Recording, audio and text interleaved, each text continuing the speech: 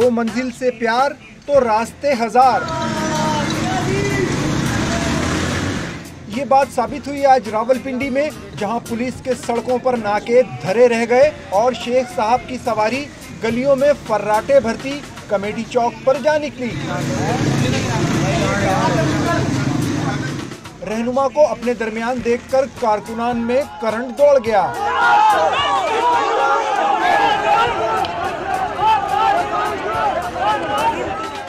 TV channel की DSNG को बनाया अपना स्टेज, सिगार सुलगाया और हुकूमत को ललकारा। ये कहते हैं कि शेख रशीद को गिरफ्तार करो, आओ हिम्मत है तो गिरफ्तार करो, मैं तैयार हूँ।